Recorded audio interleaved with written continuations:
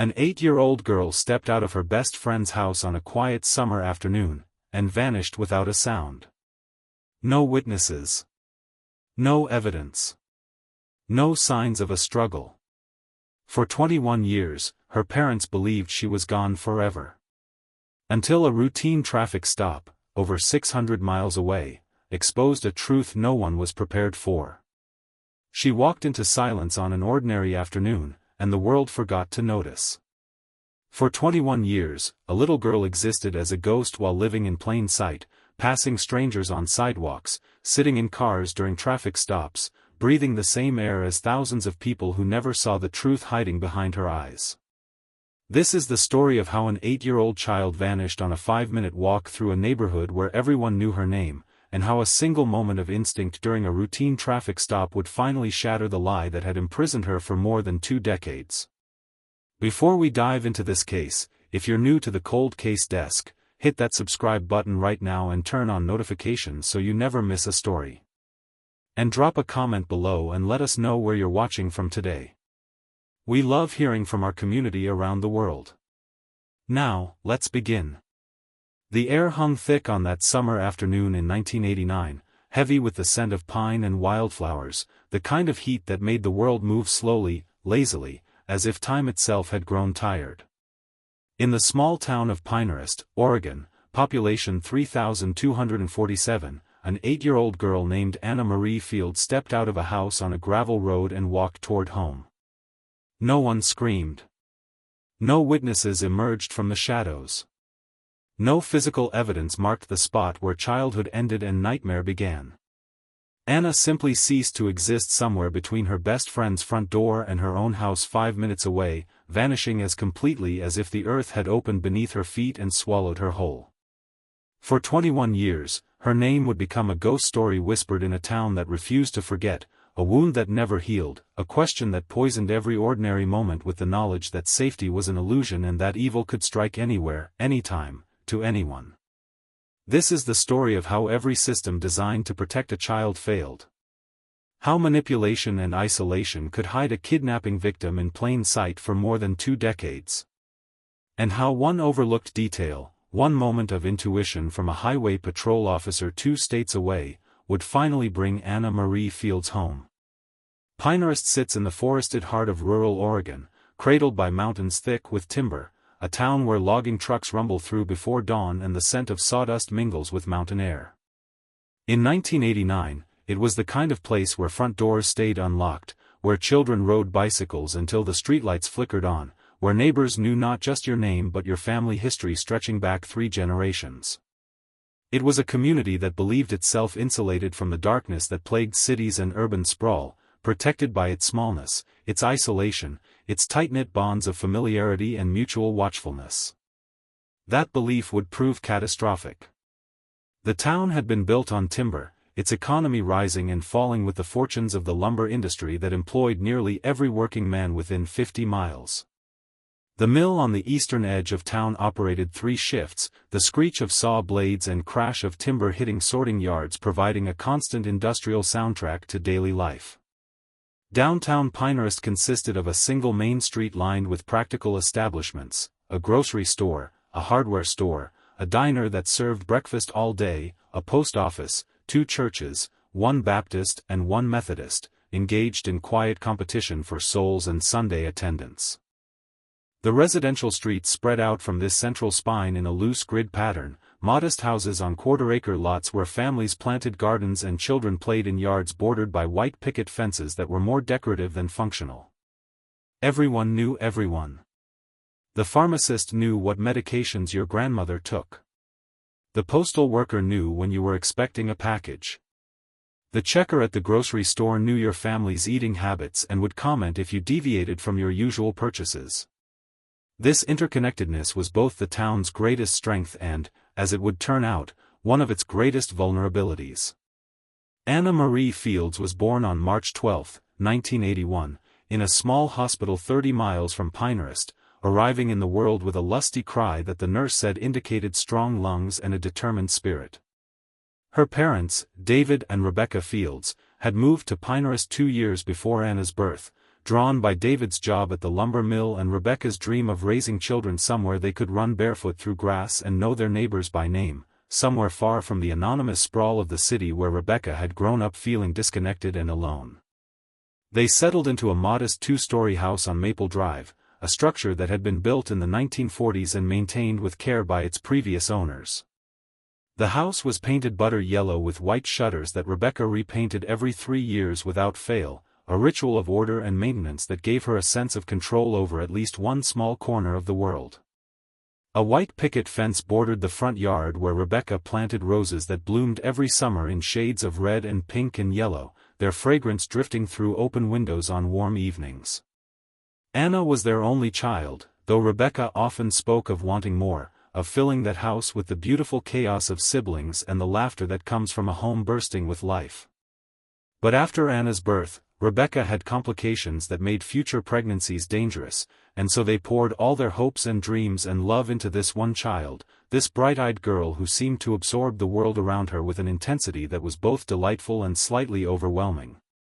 Those who knew Anna described her as precocious, curious to the point of exhausting adults with her endless questions about how things worked and why the world operated as it did.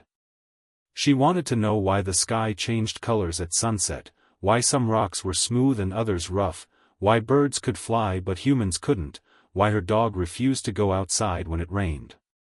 Her questions cascaded one after another, each answer spawning 3 new inquiries, her mind racing ahead to connections and possibilities that most children her age never considered. She had inherited her mother's dark brown hair, always cut in a bob that framed her round face, and her father's green eyes that seemed to catch every detail, every nuance of her surroundings. Those eyes missed nothing. She noticed when someone was sad even if they smiled. She observed patterns in nature that adults walked past without seeing. She could tell you which houses on Maple Drive had been painted recently and which were due for maintenance. She kept track of which neighbors had visitors and when packages arrived at which doorsteps.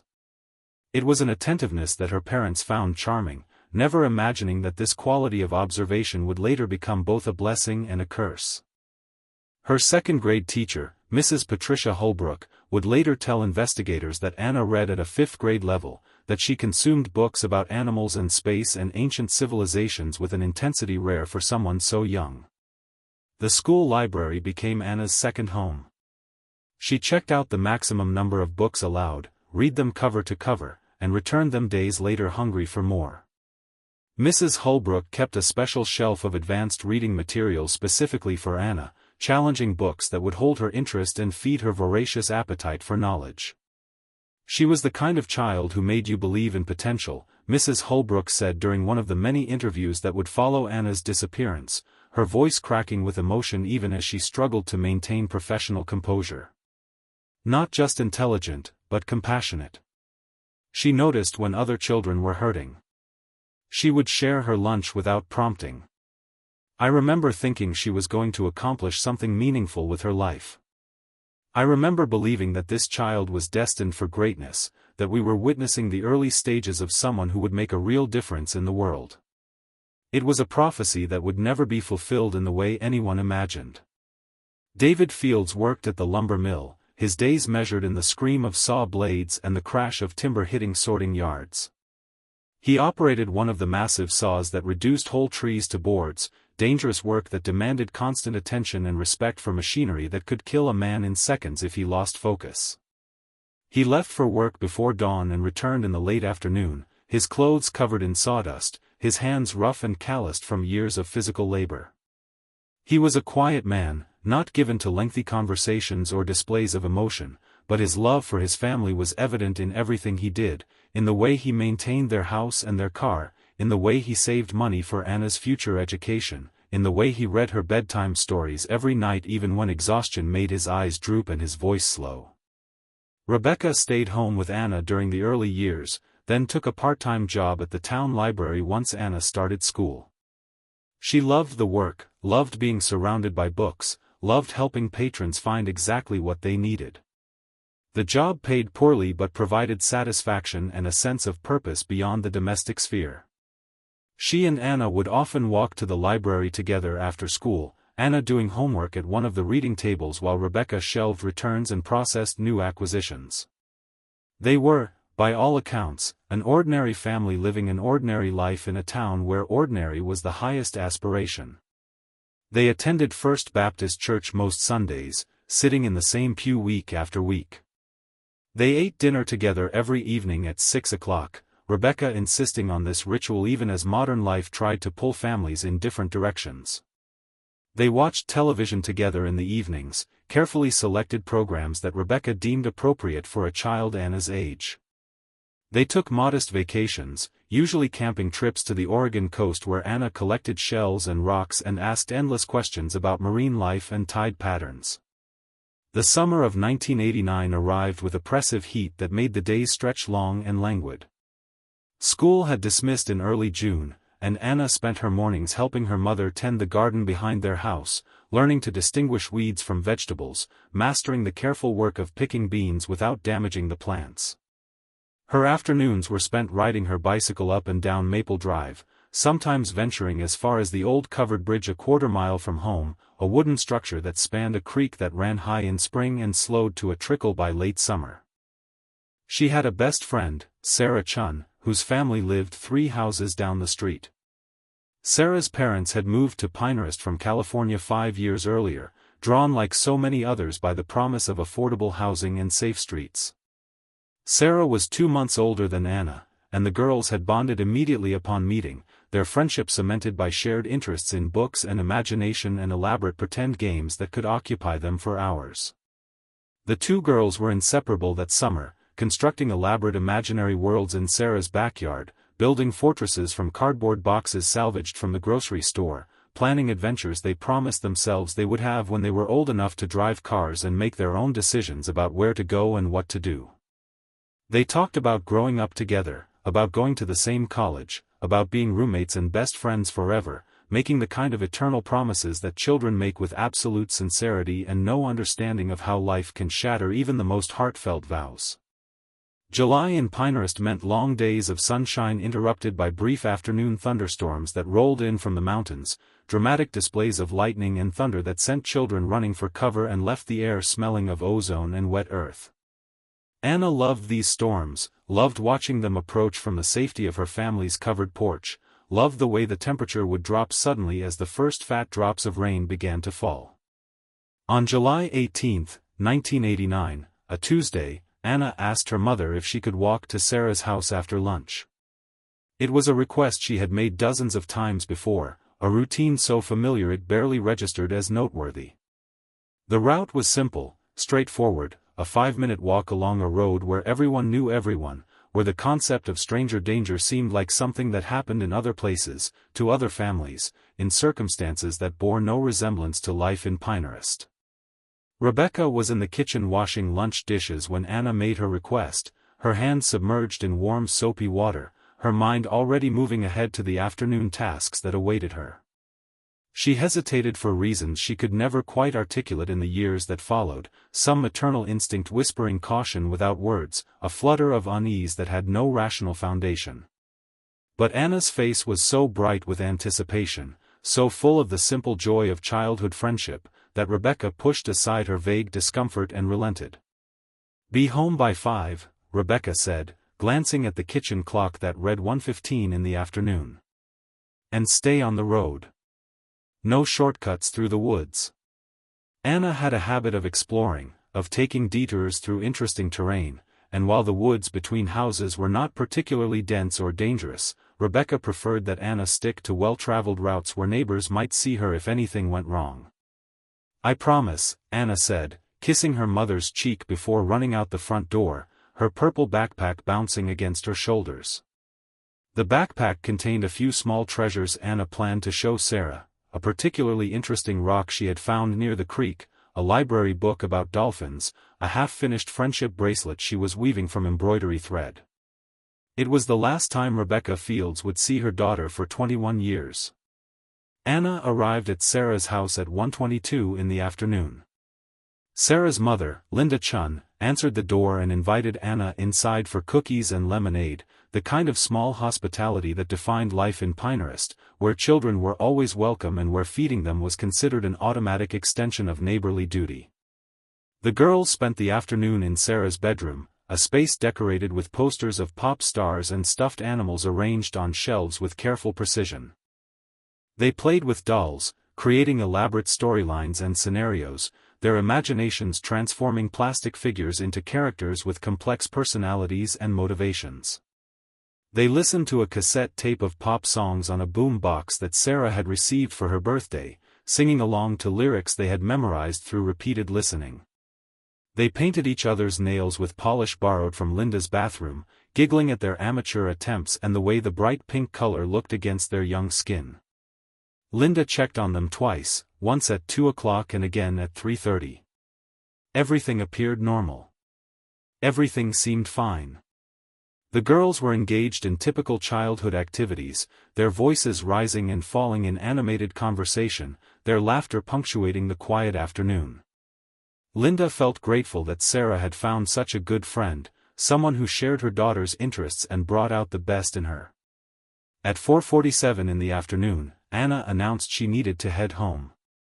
She had a watch, a gift from her parents on her 8th birthday, and she checked it frequently, aware of the 5 o'clock deadline her mother had set.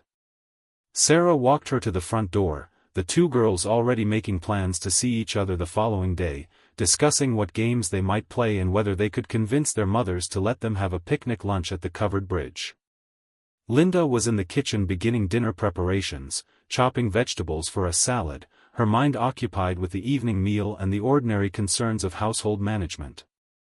She called out a goodbye, her voice friendly but distracted, not bothering to walk to the door because Anna had made this trip dozens of times before and there was no reason to think this afternoon would be any different from all the others. Anna stepped out onto the porch, adjusted her purple backpack over her shoulders, and started down the gravel road toward home. The afternoon sun hung low in the western sky, casting long shadows across the street. The air was still warm but had lost some of its oppressive intensity, the worst heat of the day having passed. Birds called from the trees that lined the road. Somewhere in the distance, a lawn mower buzzed. It was an utterly ordinary moment in an utterly ordinary place. Anna walked past the Henderson house with its bright blue shutters and the tire swing hanging from the oak tree in the front yard. She walked past the Morrison house where old Mr. Morrison sat on his porch most afternoons, though today the porch was empty, Mr. Morrison having gone inside to escape the lingering heat. She walked past the vacant lot where neighborhood children sometimes played baseball, though no one was there at this hour. And then, somewhere on that 5-minute walk, between the Chun house and her own, Anna Marie Fields vanished from the face of the earth. When 5 o'clock came and went without Anna walking through the door, Rebecca felt the first flutter of concern, a small tightness in her chest that she tried to dismiss as maternal overprotectiveness. 5:15 brought a deeper worry. Rebecca went to the front porch and looked down Maple Drive, expecting to see Anna's small figure approaching, perhaps having gotten distracted by something interesting and lost track of time. The street was empty. By 5:30, worry had transformed into something approaching panic, a cold dread that settled into Rebecca's stomach and sent her heart racing. She called Linda Chun, her voice tight with barely controlled fear. "Linda, is Anna still there? Did she leave on time?" Linda's confirmation that Anna had left their house at 4:47, that she had been heading straight home, that nothing had seemed wrong, that she had been in good spirits and moving at a normal pace, only intensified Rebecca's growing terror. David Fields was still at the lumber mill, his shift scheduled to end at 6 o'clock in the evening.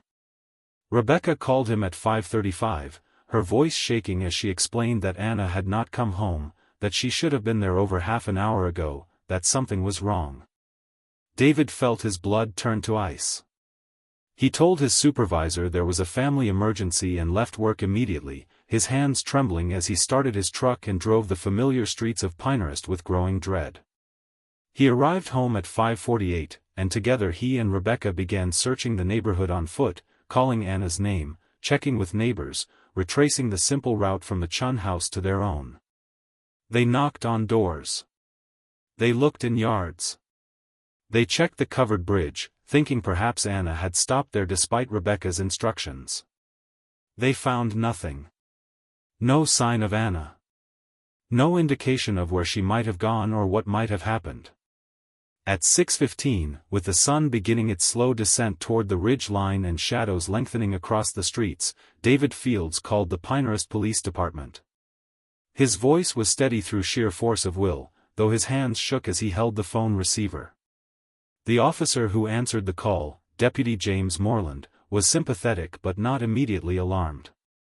He had been with the Pinehurst Police Department for 12 years and had handled missing child calls before.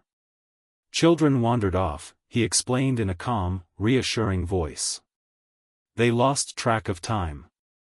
They stopped to investigate something interesting and forgot to check their watches. They went to a different friend's house without telling their parents. Anna would probably turn up within the hour, embarrassed and apologetic, with a perfectly innocent explanation for her absence. But protocol demanded a response, so Moreland drove to the Fields' residence at 6:32. He took a formal missing person report, carefully noting Anna's description in the small notebook he always carried: 8 years old, approximately 4 feet 2 inches tall, 58 pounds, dark brown hair in a bob cut, green eyes, last seen wearing a yellow t-shirt with a rainbow on the front, blue jean shorts, and white sneakers. She had been carrying a purple backpack. Moreland asked detailed questions. Had Anna ever run away before? No. Had there been any arguments or discipline that might have upset her? No. Did Anna have any health conditions or special needs? No. Did the family have any enemies or ongoing conflicts with neighbors? No. Was there anywhere Anna particularly liked to go? The library, the covered bridge, Sarah's house, but all of these had already been checked. By 7 o'clock, as the summer sun began its slow descent toward the ridge line and the quality of light shifted from golden to amber, Moreland called for additional units. The situation, he decided, warranted a more serious response. By 7:30, every available officer from the Pinehurst Police Department, a force of exactly 6 full-time officers and 3 part-time deputies, was searching the area between the Chun house and the Fields' residence. They walked the gravel road, examining every inch of surface, looking for any sign of disturbance. They searched the ditches on either side, using flashlights to peer into the tall grass and brambles. They ventured into the tree line that bordered the street, calling Anna's name, listening for any response. They checked every yard, every shed, every outbuilding. They interviewed every resident they could find, asking if anyone had seen Anna, if anyone had noticed anything unusual, if anyone had heard or seen anything at all between 4:47 and 5:15. They found nothing. No backpack. No clothing. No signs of struggle. No witnesses who had seen Anna on the road. It was as if Anna Marie Fields had simply ceased to exist somewhere along a 5-minute walk through a neighborhood where everyone knew her name, where she should have been as safe as anywhere in the world. By nightfall, as the last light faded from the sky and stars began to appear overhead, volunteer search parties had formed, composed of neighbors and church members and mill workers who left their shifts early to help look for the missing child. They organized into groups of 5 or 6, each group assigned a specific area to comb. They searched the woods surrounding Pinehurst, their flashlight beams sweeping through darkness that seemed to swallow everything. They called Anna's name until their voices grew hoarse, the sound echoing off the mountains and fading into silence. The search continued through the night and into the next day. As word spread, more volunteers arrived. The lumber mill shut down for the day so workers could join the search. Churches organized prayer vigils and food for the searchers. Women set up tables with coffee and sandwiches. The town of Pinehurst mobilized with the kind of collective action that small communities are capable of when one of their own is in danger. Police brought in tracking dogs from the county sheriff's office, German shepherds trained to follow scent trails. The dogs were given items of Anna's clothing to establish her scent, then released to search. They followed a trail from Sarah's house along the gravel road, their noses to the ground, their handlers watching carefully for any indication. But the trail went cold at a point approximately halfway between the two houses, as if Anna had been plucked from the road by invisible hands, as if she had simply evaporated into the warm July air. By the third day, the FBI was involved. Missing child cases that suggested possible abduction fell under federal jurisdiction, particularly when state lines might be involved. FBI agents arrived in their dark suits and serious expressions, setting up a command center in the Pinehurst Police Department's small conference room. They brought sophisticated equipment, databases, expertise in child abduction cases. They interviewed Rebecca and David Fields separately and together, asking detailed questions about their marriage, their finances, their relationships with family and friends, gently but firmly eliminating the possibility of parental involvement. They interviewed Sarah Chun, who cried through the entire conversation, overwhelmed by guilt that Anna had disappeared while walking home from her house. They interviewed Linda Chun, who provided a minute-by-minute account of Anna's visit. They interviewed every neighbor within a half-mile radius. They conducted background checks on every adult male in Pinehurst, looking for criminal records, sex offender registrations, any red flags that might indicate a potential abductor. By the end of the first week, Anna's face appeared on missing person posters distributed across Oregon, Washington, and Northern California. Her school photograph stared out from telephone poles and bulletin boards and shop windows, that bright smile frozen in time, those green eyes seeming to follow passers-by with an accusation of collective failure. The photograph was everywhere, and yet Anna herself remained nowhere to be found. Rebecca and David Fields appeared on local news broadcasts, sitting side by side on their living room couch, their faces etched with the particular anguish that comes from not knowing. Rebecca pleaded directly into the camera, her voice breaking, her hands clasped so tightly that her knuckles turned white. "Please, if you have Anna, if you know anything about where she is, please bring her home. She's only 8 years old. She needs her family. She needs her mother and father. Please, please bring our baby home." David sat rigid beside his wife, his jaw clenched, his eyes bright with unshed tears. He was a man accustomed to solving problems through physical action, and this situation where he could do nothing, where his strength and determination were useless, was slowly destroying him from the inside. The media coverage brought tips, hundreds of them, each one investigated thoroughly, each one leading nowhere. Someone thought they saw a girl matching Anna's description at a rest stop in Northern California. Officers rushed to the location, interviewed witnesses, reviewed security footage. It was not Anna. Someone else reported seeing Anna getting into a car with an unknown man in southern Oregon. That lead was investigated. It went nowhere. A psychic called claiming to have visions of Anna trapped underground. Search teams dug in the location specified. They found nothing. Weeks became months. The massive search operations eventually scaled down to periodic reviews of the case file. The FBI agents returned to their other cases, though they promised to remain available if any new evidence emerged. The volunteer searchers went back to their jobs and their lives.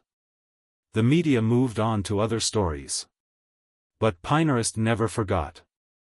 Anna's elementary school planted a tree in her honor, a young oak that was installed in a special ceremony attended by students and parents and teachers.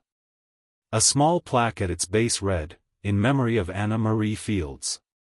May you come home to us." Her classmates moved through the grades without her, becoming third graders and then fourth graders and then fifth graders, the passage of time marked by Anna's continuing absence, by the empty desk that remained in her classroom for months before finally being removed, by the memories that gradually faded as children forgot the details of her face and her voice and her laugh. Rebecca Fields never stopped searching. She maintained a dedicated phone line in case Anna called, a separate number that she published in every missing child database and advocacy organization she could find. She answered it personally, day and night, her heart leaping with hope every time it rang, hope that was crushed over and over again as the calls turned out to be well-meaning but ultimately useless tips or, worse, cruel pranks from people who found entertainment in others' suffering. She contacted psychics and private investigators, spending money the family could not afford, chasing leads that evaporated upon examination. She attended every conference on missing children within driving distance, sitting through presentations on abduction patterns and recovery statistics and psychological profiles of child predators, absorbing information that simultaneously fed her hope and deepened her despair. She created scrapbooks filled with newspaper clippings and photographs and timelines, organizing the information with an obsessive attention to detail, convinced that if she just looked at the evidence the right way, if she just examined it from the correct angle, the truth would reveal itself. She spent hours sitting in Anna's bedroom, which she kept exactly as it had been on July 18, 1989, the bed made with its rainbow comforter, the stuffed animals arranged on the shelves, the books stacked on the nightstand. She would sit in the small chair by the window and stare at Anna's belongings, as if by force of will she could bring her daughter back. David withdrew into himself, his grief manifesting as silence, his emotional life shrinking to a small, hard core of pain that he carried everywhere but never discussed. His days at the lumber mill provided the only structure that kept him from collapsing entirely. The physical demands of the work, the need to maintain focus or risk serious injury, gave him something concrete to concentrate on, a way to exhaust himself so completely that sleep, when it finally came, was too deep for dreams. He and Rebecca existed in the same house but increasingly in different worlds, their grief driving them apart rather than bringing them together. They no longer ate dinner at 6 o'clock every evening. They no longer watched television together. They spoke to each other mainly about practical necessities, about bills that needed to be paid and household tasks that needed to be completed. The easy intimacy of their early marriage had been burned away by tragedy, leaving only a hollow partnership of shared suffering. The case went cold, as so many do. In law enforcement terminology, a cold case is one where all investigative leads have been exhausted, where no new evidence has emerged, where the file sits in storage waiting for some break that may never come. But it never officially closed. Deputy Moreland, who had taken the first missing person report, kept Anna's photograph on his desk for the rest of his career. He would pull out the file every few months, review it again, look for something that might have been missed, some detail that might suddenly take on new significance. He found nothing, but he never stopped looking. Years passed. The 1990s came and went. The new millennium arrived. Technology advanced. The internet transformed how information was shared and how cases were investigated. Anna's information was entered into national databases, her DNA profile created from items in her bedroom, her dental records digitized and made available to medical examiners across the country. If Anna's body was found, if she turned up in a hospital or a morgue, if she was arrested for any reason under a different name, the system would theoretically flag the match and alert the authorities. But no flags were ever triggered. Anna Marie Fields remained missing, neither confirmed dead nor found alive, existing in a terrible limbo that prevented her family from grieving properly or moving forward with their lives. Rebecca marked each birthday, setting a place for Anna at the dinner table, baking a cake that no one ate. She kept a calendar where she crossed off each day, counting the time, marking the passage of weeks and months and years without her daughter. On Anna's 18th birthday, Rebecca sat alone in Anna's bedroom and wept, mourning not just the missing child but the milestones that would never happen, the first date, the prom, the high school graduation, the college acceptance letters, the wedding that Rebecca had imagined since the day Anna was born. All of it gone, stolen by someone who had taken a little girl from a gravel road and left nothing behind but questions and grief. By the time 20 years had passed, most people outside of Pinehurst had forgotten about Anna Marie Fields. Her case was one among thousands, a tragic statistic, a reminder of the dangers that lurk in even the safest seeming places. But in Pinehurst, her memory endured. The tree planted in her honor had grown tall and strong. Her photograph still appeared in the town library's display case dedicated to missing persons. Sarah Chun, now married with children of her own, still thought about her childhood friend, still wondered what had happened on that July afternoon, still carried guilt that she had been the last person to see Anna before she vanished. And then, on November 3, 2010, 21 years after Anna Marie Fields disappeared from a gravel road in Oregon, everything changed. Officer Marcus Chen of the Nevada Highway Patrol was working the evening shift on Interstate 80 outside of Reno, conducting routine traffic enforcement. It was a quiet night, the kind where an officer spends more time watching for speeders than dealing with actual violations. At 8:43 in the evening, Chen noticed a silver Honda Accord with a broken taillight traveling eastbound. It was a minor violation, the kind that usually resulted in a warning or a small citation, but Chen was thorough in his duties and pulled the vehicle over. He approached the vehicle and asked for license and registration, standard procedure repeated thousands of times throughout his 12 years in law enforcement. The driver, a woman who appeared to be in her late 40s with graying hair pulled back in a tight bun, handed over the documents with trembling hands. Her driver's license identified her as Margaret Holloway, age 52, with an address in Carson City. In the passenger seat sat a young woman, approximately 29 years old, wearing a long-sleeve dress despite the Nevada heat, her hair cut short in a style that seemed decades out of fashion. She stared straight ahead, not making eye contact with Officer Chen, her hands folded in her lap in a posture of rigid stillness that struck Chen as unusual. Most passengers in traffic stops displayed some level of curiosity or concern, turning to watch the officer, perhaps asking the driver what was wrong. This young woman showed no reaction at all, as if she had trained herself to become invisible. Something about the interaction troubled Chen, though he could not immediately identify what. The older woman was nervous, but many people became nervous during traffic stops, their hearts racing even when they had done nothing wrong, the presence of law enforcement triggering anxiety that was often disproportionate to the situation. The younger woman's silence and rigid posture might have been shyness or social anxiety, nothing necessarily suspicious in itself. But Chen had learned to trust his instincts over 12 years of police work. He had learned that the small anomalies, the details that did not quite fit, were sometimes the thread that, when pulled, unraveled much larger truths. He asked the younger woman for her identification, keeping his voice friendly and non-threatening. She hesitated, her eyes flicking toward the older woman before responding in a voice barely above a whisper that she did not have any ID with her. This was not illegal. People were not required to carry identification unless they were driving.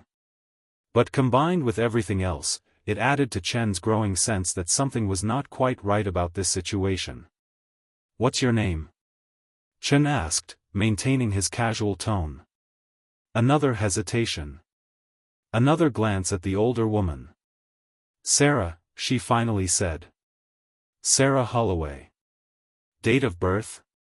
The pause was too long, as if she had to think about the answer, as if she were trying to remember information that should have been automatic. April 15, 1981. Chen made a note in his citation book and returned to his patrol car, ostensibly to check the driver's license and registration but increasingly convinced that there was more to this stop than a broken taillight. He ran Margaret Holloway's information through the system. It came back clean, no warrants, no flags, nothing to indicate any criminal history or outstanding issues. But Chen could not shake the feeling that something was wrong. The younger woman's reluctance to make eye contact. The way she had glanced at the older woman before answering questions, as if seeking permission or approval. The long-sleeve dress on a warm evening. The outdated hairstyle. The lack of identification. Individually, these were minor details that could be easily explained. Together, they formed a pattern that Chen's instincts told him deserved further investigation. He accessed the missing persons database and entered the information he had. Young woman, approximately 29 years old, date of birth April 15, 1981, dark hair, green eyes. The system returned several potential matches, but Chen expanded his search parameters, including variations in birth dates, recognizing that an abducted child might have been given false information about her own birthday, that someone living under a false identity might not know their real date of birth.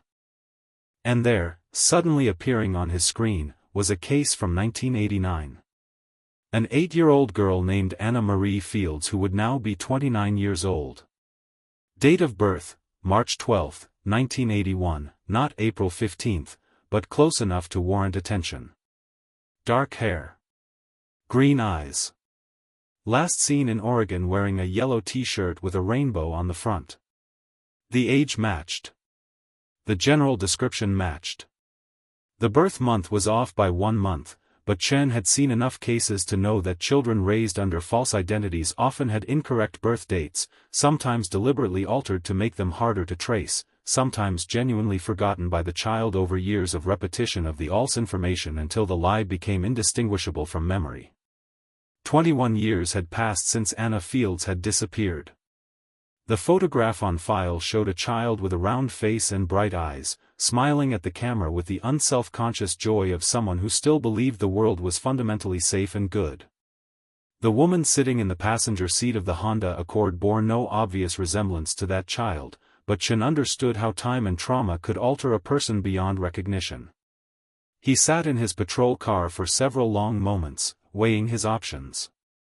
He could issue the citation for the broken taillight and send them on their way, dismiss his instincts as overactive imagination. Or he could pursue this feeling, this sense that something about this traffic stop did not add up, and potentially save a life or solve a case that had haunted a family for more than 2 decades. Chen called for backup and approached the vehicle again, this time asking both women to step out of the car. His voice remained calm and professional, but there was a firmness to it now that had not been present before. The older woman protested immediately, her voice rising in pitch and volume, insisting they had done nothing wrong, that this was harassment, that she would be filing a complaint with Chen's supervisor. Chen did not respond to the outburst. He had dealt with countless difficult traffic stops over his career and had learned that remaining calm in the face of anger or aggression was the most effective strategy. He simply repeated his request, making it clear through his tone and body language that this was not negotiable. Additional officers arrived within minutes, 2 patrol cars pulling up behind Chen's vehicle, their lights adding to the confusion of red and blue that washed across the darkening highway. Chen separated the 2 women, placing the older woman with one of the other officers while he sat with the younger woman in the back of his patrol car. The interior of the patrol car was quiet, separated from the chaos outside by glass and metal. Chen turned in his seat to face the young woman, whose hands were trembling visibly now, her breathing rapid and shallow. He could see fear in her eyes, but also something else, something that looked almost like hope, as if she had been waiting for this moment for a very long time. "I need to ask you something," Chen said gently, his voice soft and non-threatening. "And I need you to be honest with me, okay? You're not in any trouble. I just need to know the truth." The young woman stared at her hands, her fingers twisting together in her lap. Chen waited, giving her time, not pushing, understanding that whatever she was about to say had been locked inside her for years and that forcing it out too quickly might cause her to retreat back into silence. "What's your real name?" Chen asked. The silence stretched out for what felt like an eternity. Chen could hear the sound of traffic on the highway, the murmur of voices from the other officers, the crackling of police radios. But inside the car, there was only stillness and the young woman's ragged breathing. And then, in a voice that cracked with emotion she had clearly suppressed for years, she said, "My name is Anna. Anna Marie Fields. And I want to go home." If you're still watching at this point, drop a comment with "Justice for Anna," and let's see who's truly following this incredible story. Your engagement helps us bring more forgotten cases to light. The words hung in the air between them, impossible and yet undeniably true. Chen felt a rush of adrenaline, a mixture of triumph and horror at what this revelation meant. He radioed for a supervisor and contacted the FBI field office in Reno, explaining the situation, requesting immediate assistance. Within the hour, federal agents arrived on the scene, taking custody of both women, beginning the process of verification and investigation that would eventually confirm what Chen's instincts had told him from the first moment he approached that silver Honda Accord. Anna Marie Fields, missing for 21 years, presumed dead by many, mourned by a family that had never stopped looking for her, was alive. She had been hidden in plain sight for more than 2 decades, passing strangers on sidewalks, shopping in grocery stores, sitting in cars during traffic stops, living a life that was simultaneously public and completely invisible. The woman in the driver's seat, who identified herself as Margaret Holloway, was not who she claimed to be. Her real name was Barbara Jean Hastings, born in 1958 in Sacramento, California. And over the following days and weeks, as investigators unraveled the truth of what had happened to Anna Marie Fields, a story emerged that was so disturbing, so incomprehensible in its calculated cruelty, that even seasoned law enforcement officials struggled to process it. Barbara Jean Hastings had been born into dysfunction and chaos. Her father was an alcoholic who spent more time at the local bar than at home, whose rare appearances in his daughter's life were marked by violence and rage. Her mother had died when Barbara was 12 years old, a quiet woman who simply went to sleep one night and never woke up, her heart giving out from years of stress and unhappiness. After her mother's death, Barbara cycled through a series of foster homes, never staying in one place long enough to form attachments or develop a sense of stability. She aged out of the foster care system at 18 with no family, no support network, no skills beyond basic literacy, and a deep, aching loneliness that defined every moment of her existence. She drifted through her 20s working low-wage jobs, living in cheap apartments, forming relationships with men who inevitably left when they discovered the depth of her neediness and the intensity of her attachment. By her early 30s, Barbara had developed what psychologists would later identify as severe attachment and personality disorders, conditions that had likely been present since childhood but had been exacerbated by years of instability and rejection. She became fixated on the idea of motherhood, convinced that having a child would fill the emptiness inside her, would give her life meaning and purpose, would prove to the world and to herself that she was capable of love and connection. But biology intervened. A series of medical complications in her late 20s culminated in a hysterectomy that left her unable to conceive. The news devastated Barbara in ways that went beyond normal grief over infertility. She became obsessed with adoption, but her unstable employment history, her lack of family support, and the psychological evaluations that revealed concerning thought patterns meant that no agency would approve her application. She tried to accept this reality. She tried to find meaning in other aspects of life. But the desire for a child grew rather than diminished, transforming from a wish into a need and finally into a compulsion that consumed every waking moment. She began following children in public places, watching them at playgrounds, observing them from her car as they walked to and from school. She told herself she was just looking, just observing, that there was no harm in watching. In the summer of 1989, Barbara Hastings moved to Pinehurst, Oregon. She had been living in Northern California but decided she needed a fresh start, a new place where no one knew her history or her struggles. She found work as a night clerk at a truck stop on the highway outside of town, a job that required minimal interaction with people and allowed her to work the overnight shift when the world was quiet and empty. She rented a small house on the outskirts of Pinehurst, a rundown structure that the landlord was happy to lease to anyone willing to pay cash and not ask too many questions. The house sat at the end of a gravel road, isolated from neighbors, surrounded by trees that provided privacy and concealment. It was the perfect place for someone who wanted to remain invisible, who wanted to live without scrutiny or observation. During her few hours of free time during the day, Barbara drove through Pinehurst, observing the town, learning its rhythms, noting which streets seemed safe and quiet, which areas saw regular foot traffic. And during these drives, she noticed Anna Marie Fields. A bright-eyed child who rode her bicycle up and down Maple Drive, who walked to the library with her mother, who played in her front yard while her father tended the lawn. Barbara became obsessed with Anna. She convinced herself that Anna was special, that there was something about this particular child that was different from all the others. She began following Anna's routines, parking her car where she could watch without being noticed, learning Anna's schedule, noting which days she went to which places, observing the simple patterns of a child's life in a small town where safety was assumed and vigilance was minimal. Barbara watched Anna for months, her obsession deepening with each observation. She convinced herself that Anna was unhappy, that her parents did not appreciate her, that the child needed rescuing.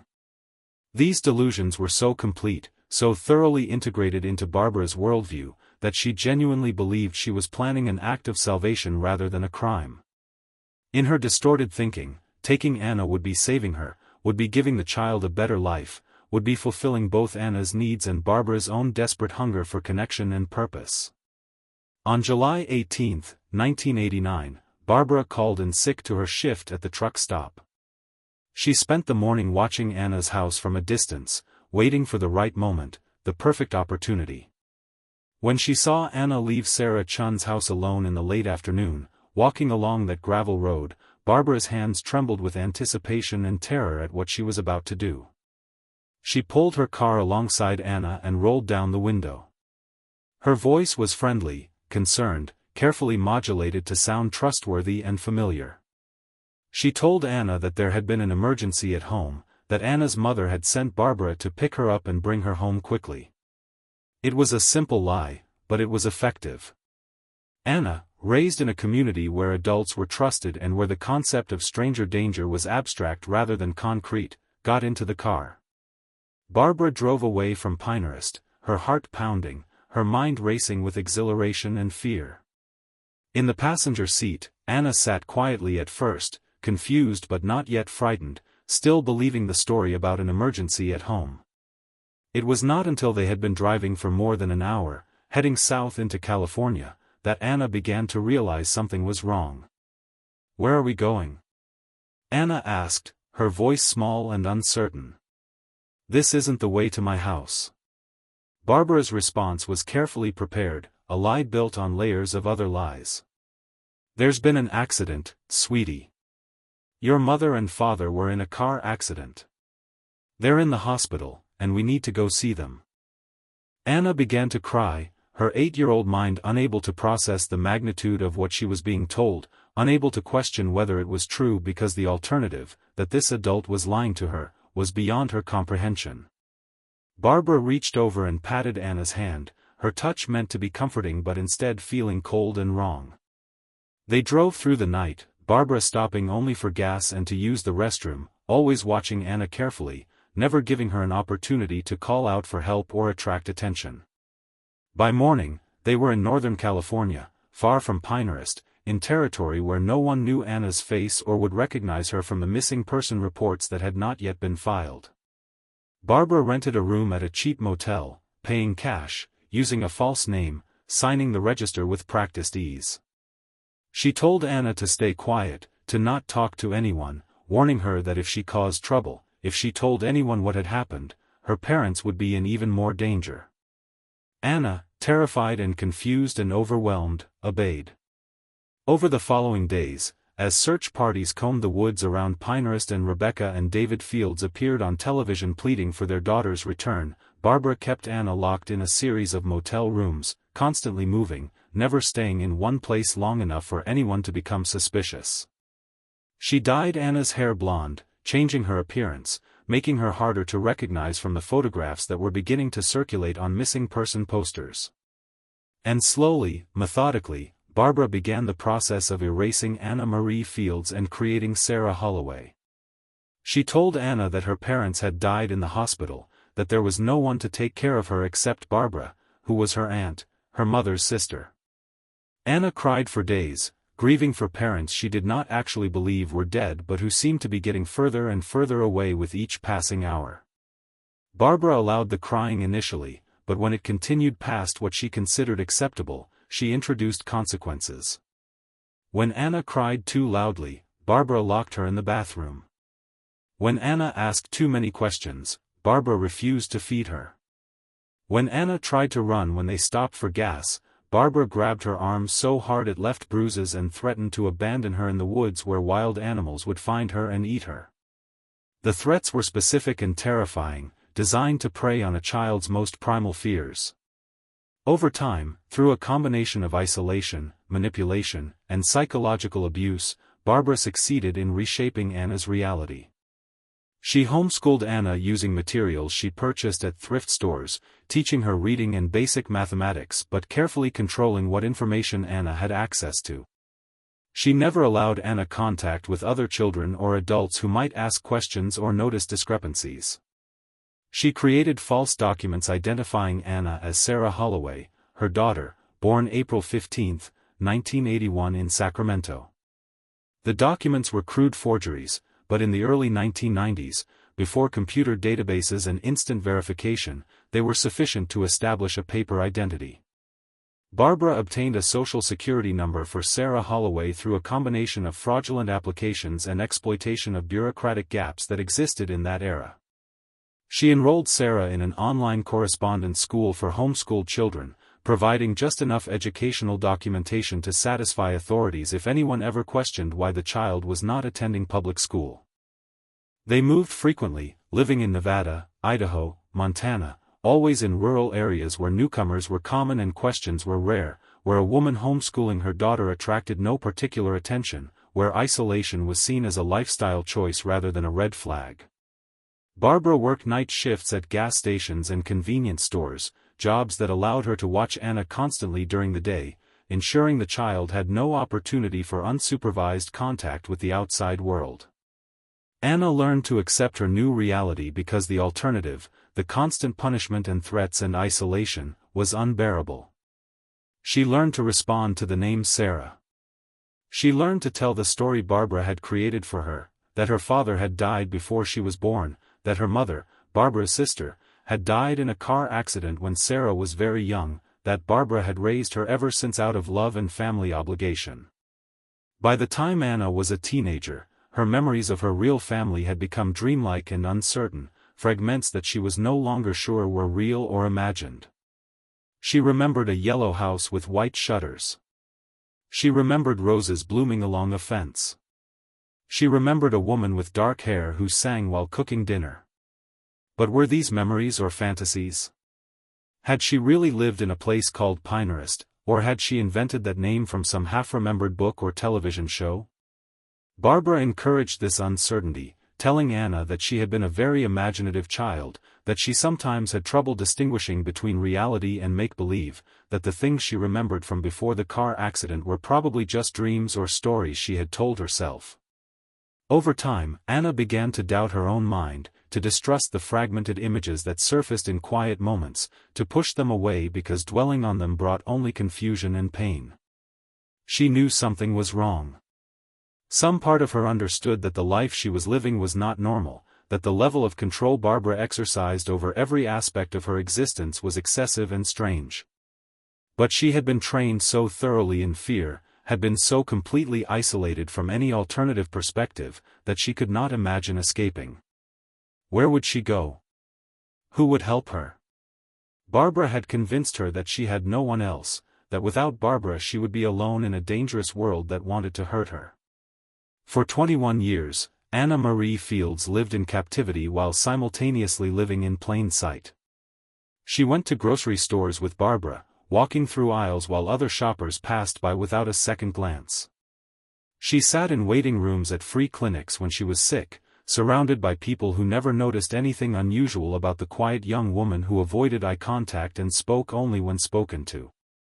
She sat in cars during traffic stops, just as she had on that November evening in 2010, watching through the window as police officers checked Barbara's license and registration and sent them on their way, never suspecting that the passenger was a kidnapping victim who had been missing for decades.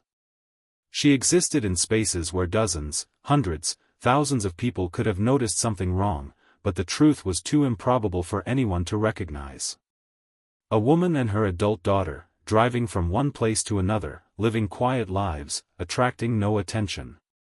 There was nothing in their appearance or behavior that screamed danger or crime. They were invisible in their ordinariness, hidden by the assumption that what appeared to be normal was in fact normal. Until Officer Marcus Chen trusted his instincts on a routine traffic stop and asked one additional question. The FBI took custody of Anna immediately after her identity was confirmed, transporting her to a secure facility in Reno where she could be interviewed by specialists in trauma and long-term captivity. The interviews were conducted gently, carefully, by psychologists who understood that Anna had spent 21 years under the control of someone who had systematically destroyed her sense of self and reality. Anna was hesitant at first, struggling to articulate what had happened to her, her words coming in fragments and incomplete sentences. But over hours and then days, the full story emerged. She described the day Barbara had picked her up, the lies about the emergency, the revelation that her parents were supposedly dead. She described the years of moving from place to place, the homeschooling, the isolation, the threats and punishments that kept her compliant and silent. She described how she had slowly begun to doubt her own memories, how Barbara's constant manipulation had made her question whether her recollections of life before were real. She described the dreams she had sometimes, dreams of a yellow house and roses and a woman singing, dreams that felt significant but that she could not quite interpret or understand. And she described the moment when Officer Chen had asked her what her real name was, how something inside her had broken open, how the words had come out before she could stop them, releasing a truth she had carried locked inside for more than 2 decades. Barbara Jean Hastings was arrested and charged with kidnapping, child endangerment, fraud, and multiple other crimes. During her interrogation, she showed no remorse for what she had done, could not or would not acknowledge that she had committed any crime at all. She insisted that she had saved Anna from a neglectful family, that she had been a better mother than Rebecca Fields could ever have been, that Anna had been happy under her care, that the FBI was persecuting her for loving a child who had needed her. The psychological evaluations conducted by court-appointed experts painted a picture of severe delusion and personality disorder. Barbara genuinely believed she had acted out of love, was unable to recognize the profound damage she had inflicted, could not comprehend that 21 years of captivity and psychological manipulation constituted abuse rather than care. The experts testified that Barbara met the criteria for several serious psychological disorders, but that she was competent to stand trial and understood the nature of the charges against her. The trial took place in federal court in 2012. Anna testified, her voice shaking but determined as she described what Barbara had done to her, how she had been stolen from her family, how her entire childhood and adolescence had been erased. The courtroom was packed with media and observers, many of whom wept openly as Anna recounted the years of isolation and control, the way Barbara had systematically destroyed her connection to her real identity. Rebecca and David Fields attended every day of the trial, sitting in the front row behind the prosecution table, their eyes never leaving their daughter. 21 years had passed since they had last seen her as a child. The woman on the witness stand was a stranger in many ways, shaped by experiences they could barely comprehend, marked by trauma that showed in the way she held herself and the careful way she chose her words. But she was also unmistakably their daughter. Rebecca saw Anna's mannerisms in the way she tucked her hair behind her ear when she was nervous. David recognized his own eyes looking out from her face. They saw fragments of the child they had lost preserved in the adult she had been forced to become. The jury deliberated for less than 4 hours before returning guilty verdicts on all charges. Barbara Hastings was sentenced to 40 years in federal prison without possibility of parole, effectively a life sentence for a woman who was 54 years old at the time of sentencing.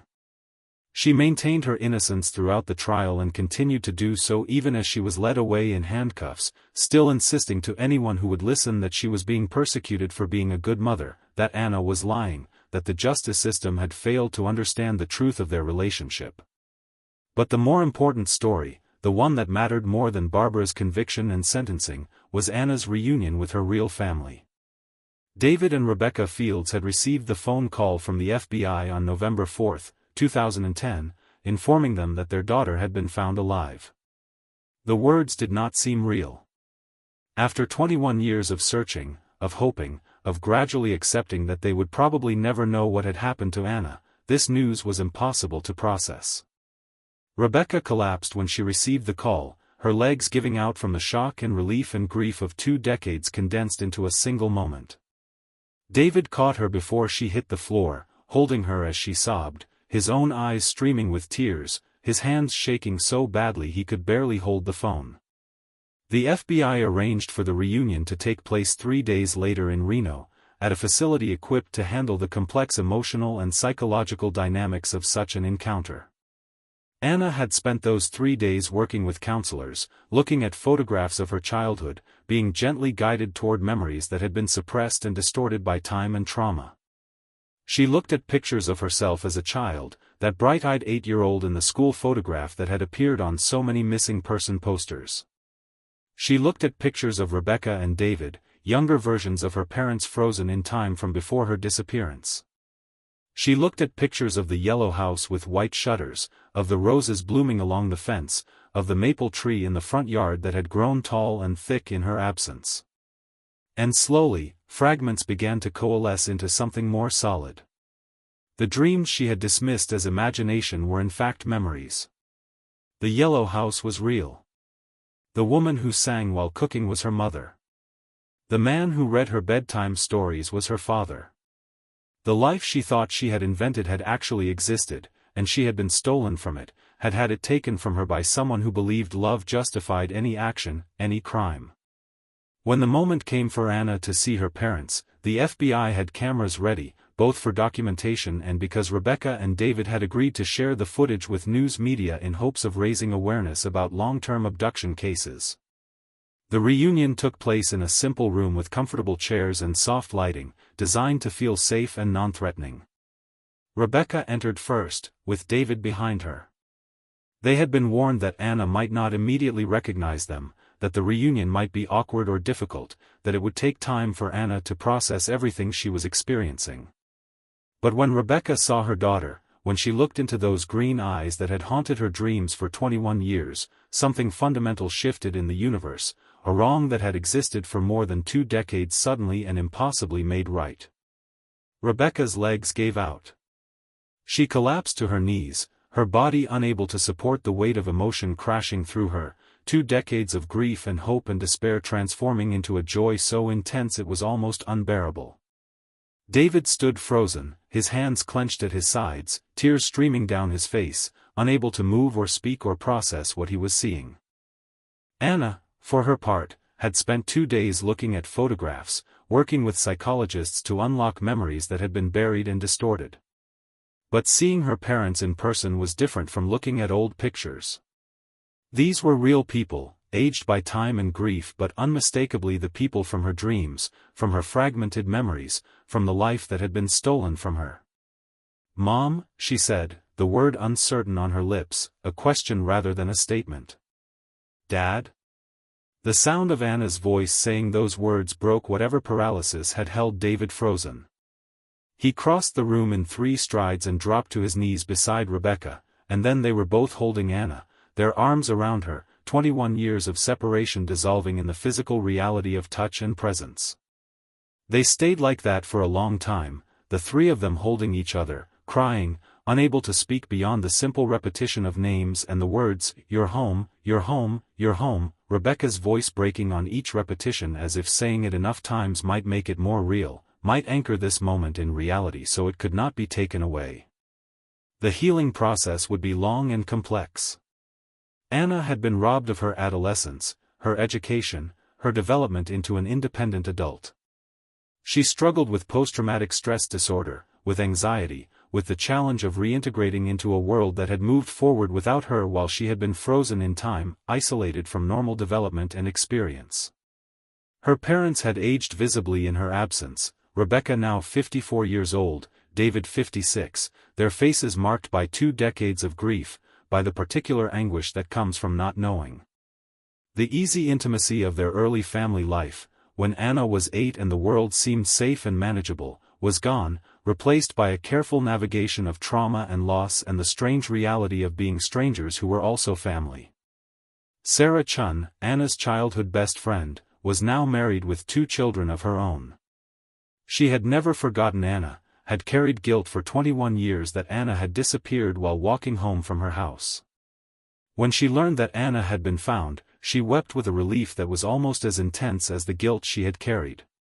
She visited Anna within weeks of the reunion, and the 2 women, once little girls who had played with dolls and listened to pop music together, sat in Rebecca's living room and tried to bridge a gap of 2 decades. It was awkward at first, the conversation stilted and uncertain, both women struggling to connect the person in front of them with the friend they remembered. But gradually, fragments of their old friendship emerged. They remembered the fort they had built in Sarah's backyard. They remembered the friendship bracelets they had woven. They remembered planning adventures they would have when they were old enough to drive. Sarah's friendship became a vital part of Anna's healing process, a connection to the life she had lost, proof that her memories of Pinehurst and her childhood were real and valid. Over time, they rebuilt their relationship, not as the children they had been but as the adults they had become, shaped by vastly different experiences but connected by shared history and genuine affection. The town of Pinehurst, which had never forgotten Anna Marie Fields, celebrated her return with a community gathering at the town hall. Anna attended with her parents, overwhelmed by the number of people who remembered her, who had searched for her, who had kept her memory alive. Her second-grade teacher, Mrs. Holbrook, now retired, embraced Anna and wept, telling her that she had always believed Anna would be found, that she had never given up hope. The tree that had been planted in Anna's honor still stood in front of her elementary school, its branches now thick and mature, a living symbol of persistence and hope. Anna stood before it, reading the plaque that bore her name, trying to comprehend that this tree had been planted when she was 8 years old, that it had grown tall and strong while she had been hidden away, that its roots had deepened year after year while she had lived in captivity. The community's support was both comforting and overwhelming. Anna appreciated that she had not been forgotten, that people had cared enough to keep searching, to maintain hope, to preserve her memory. But she also struggled with the attention, with being the center of so much focus and emotion, with the way people looked at her with a mixture of joy and pity, as if she were simultaneously a miracle and a tragedy. She began working with a therapist who specialized in trauma recovery, meeting twice a week to process what had happened to her, to develop strategies for managing anxiety and flashbacks, to work through the complex emotions of grief and anger and loss that came with understanding how much had been stolen from her. The therapist helped her understand that healing was not a linear process, that there would be good days and bad days, that recovery would require patience and self-compassion. Anna struggled with nightmares, with sudden panic attacks triggered by seemingly innocuous things like the sound of a car door closing or someone standing too close behind her in line at the grocery store. She struggled with the realization that she had missed so many milestones, so many ordinary experiences that most people took for granted. She had never been to prom. She had never learned to drive. She had never had a normal job or lived independently. She had never dated or kissed someone or experienced the normal progression of relationships that teenagers and young adults navigate. But gradually, with support from her family and friends and therapists, Anna began to build a life. She enrolled in community college to complete her education, sitting in classrooms with students who were 10 years younger, feeling both conspicuous and invisible. She learned to drive, her father teaching her in the same patient way he had taught her to ride a bicycle when she was 5 years old, before everything fell apart. She got a job at the library where her mother had worked, starting as a shelving clerk and gradually taking on more responsibilities. She found comfort in being surrounded by books, in the quiet orderliness of the library, in work that allowed her to help people without requiring intense social interaction. Rebecca and David supported her through everything, providing financial help and emotional support and the simple presence of being there, of being the stable foundation she needed as she tried to rebuild a life that had been shattered before it had really begun. They were patient with her struggles, understanding when she needed space, present when she needed comfort. The relationship between Anna and her parents was complicated by the years of separation, by the fact that they had to learn to know each other as adults rather than simply resuming where they had left off when Anna was 8. Rebecca had to resist the urge to be overprotective, to try to make up for lost time by smothering Anna with attention and concern. David had to learn to communicate more openly, to share his feelings rather than retreating into silence the way he had during the years of Anna's absence. But slowly, carefully, they built something new. Not the simple family dynamic they had lost, which could never be recovered or recreated, but something different, something forged through shared trauma and the hard work of healing. They learned each other's boundaries and preferences. They established new traditions. They created space for both connection and independence.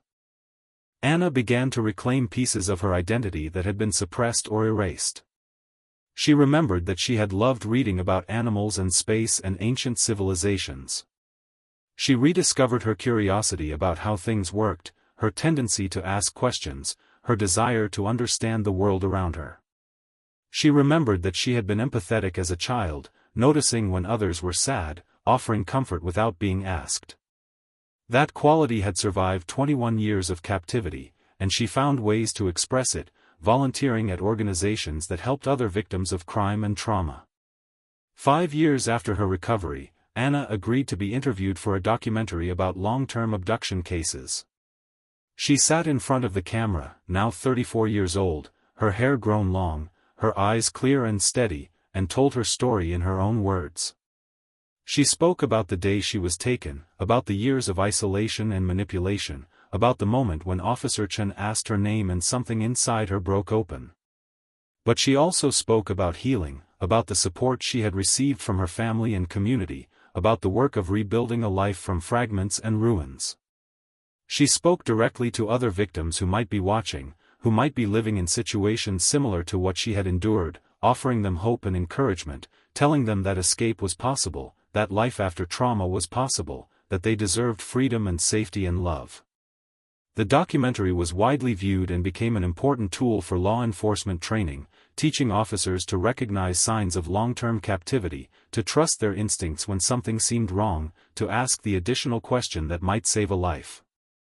Officer Marcus Chen, who had made the traffic stop that led to Anna's recovery, received commendations from multiple law enforcement agencies and was featured in the documentary.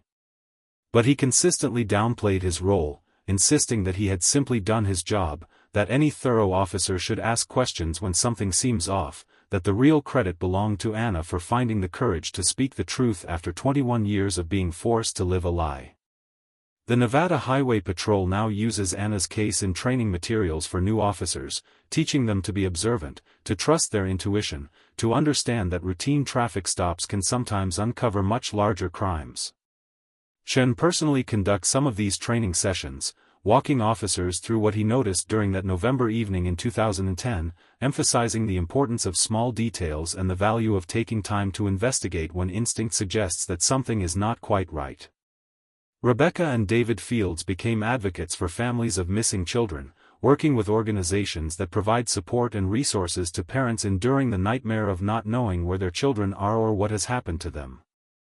They speak at conferences and fundraisers, they lobby for improved systems to track missing children across state lines, they share their story in hopes that it might help other families maintain hope even in the face of years of uncertainty. They keep photographs in their home that span Anna's entire life, the pictures from before her disappearance, showing a bright-eyed child with her whole life ahead of her, and the pictures from after her recovery, showing a woman who has survived the unsurvivable and is slowly, determinedly building a life worth living. The progression of images tells a story of loss and recovery, of trauma and healing, of a family that was shattered and has found a way to come back together in a new configuration.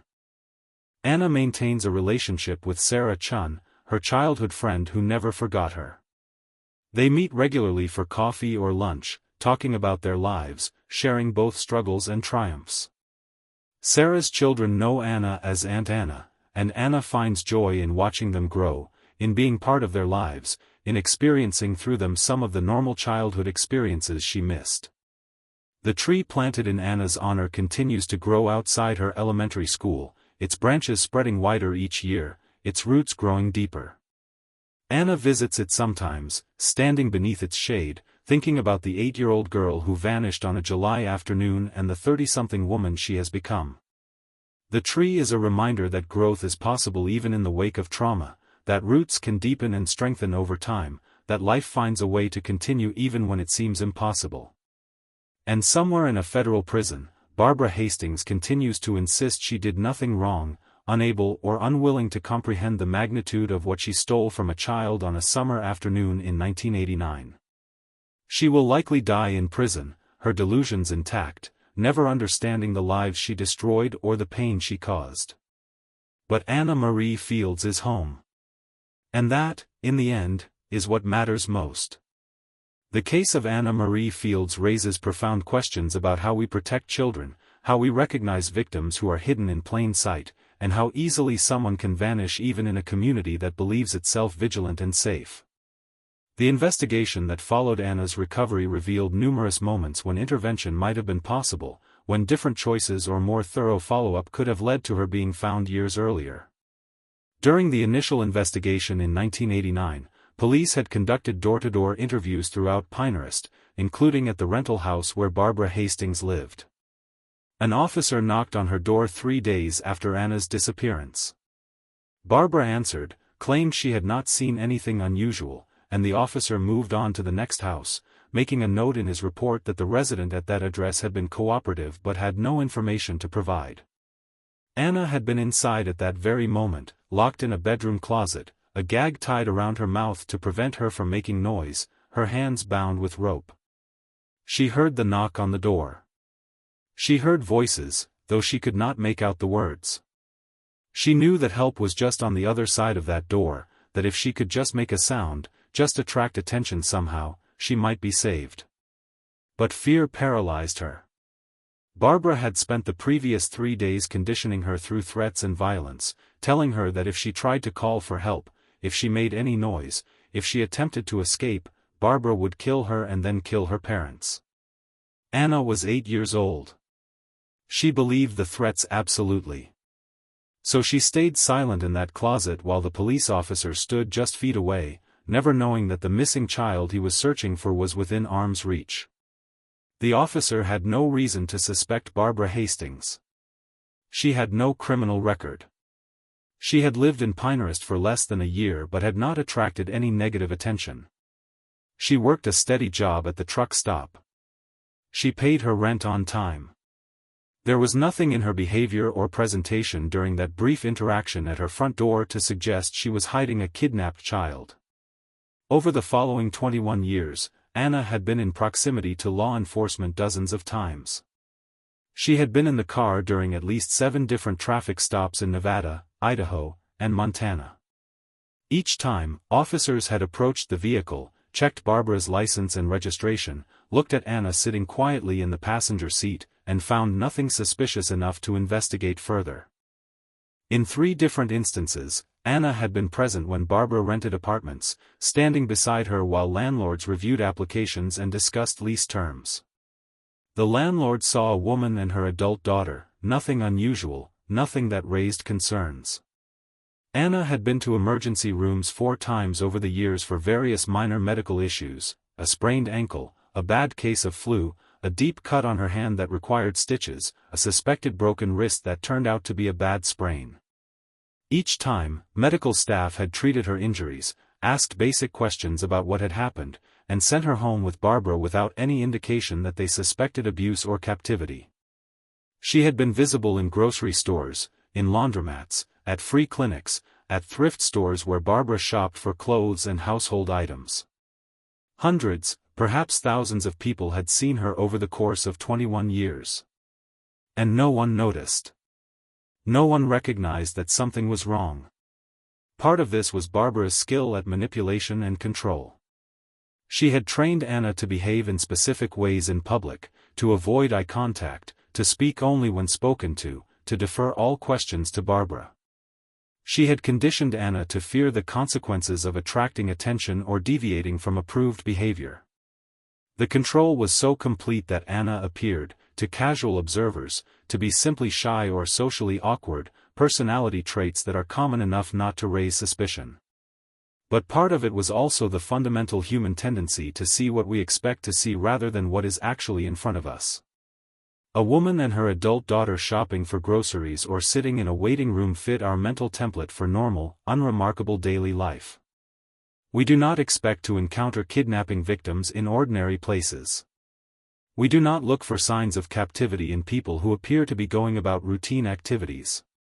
The cognitive dissonance required to recognize that someone sitting 3 feet away in a laundromat might be a long-term abduction victim is too great for most people to bridge without some obvious red flag. And Barbara was careful to ensure there were no obvious red flags. Anna was always clean and reasonably well-dressed. She was never visibly injured or distressed in public. She did not call out for help or try to pass notes or make any of the dramatic gestures that movies and television shows suggest kidnapping victims might attempt. Officer Marcus Chen's recognition that something was wrong during the traffic stop in November 2010 came down to instinct informed by experience and a willingness to trust that instinct even when he could not immediately articulate what was bothering him. The hesitation before Anna answered questions. The glance toward Barbara before speaking. The lack of identification. The outdated hairstyle and clothing. The overall demeanor that suggested fear rather than simple shyness. None of these things, individually, proved anything. But together they formed a pattern that Chen's subconscious recognized as significant, and he had the wisdom and training to act on that recognition rather than dismissing it as paranoia or overactive imagination. The detail that ultimately led to Anna's identification was Chen's decision to expand his search parameters when looking through the missing persons database.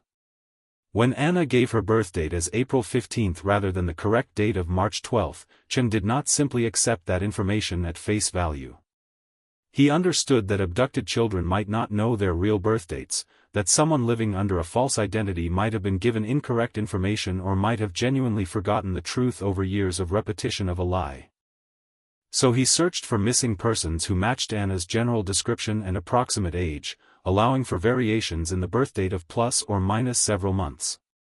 That broader search brought up Anna's case from 1989, and once Chen saw the details, the age match and description match combined with his instinct that something was wrong, he made the decision to investigate further rather than simply issuing a citation and sending them on their way. It was a series of small decisions, each one building on the last, each one requiring Chen to choose thoroughness over efficiency, to prioritize investigation over convenience. And those decisions saved Anna's life, or at least saved her from spending additional years in captivity, from losing more time to a woman who believed love justified any crime, any violation of another person's autonomy and identity. In the aftermath of Anna's recovery, law enforcement agencies across the country reviewed their training protocols for recognizing signs of long-term captivity and human trafficking. Anna's case became a teaching tool, an example of how victims can be hidden in plain sight, how ordinary interactions might mask extraordinary crimes, how important it is for officers to trust their instincts and to ask additional questions when something feels wrong even if they cannot immediately explain why. The case also highlighted gaps in the systems designed to track and recover missing children. In 1989, databases were not interconnected the way they are now. Information sharing between jurisdictions was slow and cumbersome. An officer in Nevada would not necessarily have easy access to missing person reports from Oregon unless they specifically knew to look for them. Advances in technology over the following decades improved these systems significantly. National databases allowed information to be shared instantaneously across state lines. Amber Alert systems provided rapid notification of child abductions. Social media created new tools for spreading information about missing children to vast audiences within minutes. But technology alone was not sufficient. Anna's case demonstrated that human judgment and instinct remained crucial components of law enforcement work, that no amount of technology could replace an observant officer willing to take the time to investigate a feeling that something was not quite right. The case also raised difficult questions about the nature of memory and identity. Anna had spent 21 years being told she was Sarah Holloway, being conditioned to accept a false history, being isolated from any information that might contradict the story Barbara had created. By the time she was recovered, she was not entirely sure who she was. The memories of her life before were fragmentary and uncertain, overlaid with years of alternative narrative that had been repeated so often it had taken on the quality of truth. Psychologists who worked with Anna described the process of recovering her identity as delicate and complex. They could not simply tell her who she was and expect that information to immediately override years of conditioning. Instead, they had to guide her gently toward her own memories, providing context and evidence that allowed her to reconstruct her past and integrate it with her present. They showed her photographs and documents. They shared stories from her parents and childhood friends. They encouraged her to talk about her dreams and fragmentary memories, validating them as real rather than imaginary. Slowly, Over weeks and months, Anna began to reclaim Anna Marie Fields as her true identity, to understand Sarah Holloway as a fiction imposed upon her, to separate truth from the lies she had been forced to live. But the process was not complete and never would be entirely. The years from age 8 to age 29 are formative, crucial for development of identity and autonomy and understanding of the world. Anna had lived those years under Barbara's control, shaped by experiences and conditioning that could not simply be erased or ignored. Sarah Holloway was a fiction, but it was a fiction that Anna had inhabited for most of her life, and disentangling herself from it required acknowledging that parts of who she had become were inseparable from that false identity. She would never get back the years that had been stolen from her. She would never experience adolescence or young adulthood the way most people do, with the freedom to make choices and mistakes, to explore interests and relationships, to develop independence gradually under the guidance of supportive family. Those experiences were gone, taken by someone who believed that wanting a child justified taking one, that love could exist without respect for another person's autonomy or rights. The psychological damage from 21 years of captivity and manipulation would be something Anna would carry for the rest of her life. She would have good years and bad years, periods of stability and periods of struggle. She would always carry trauma, always have triggers and vulnerabilities, always need to work consciously at maintaining her mental health in ways that people who had not experienced such profound violation did not have to consider. But she would also have love and support. She would have family who never stopped searching for her.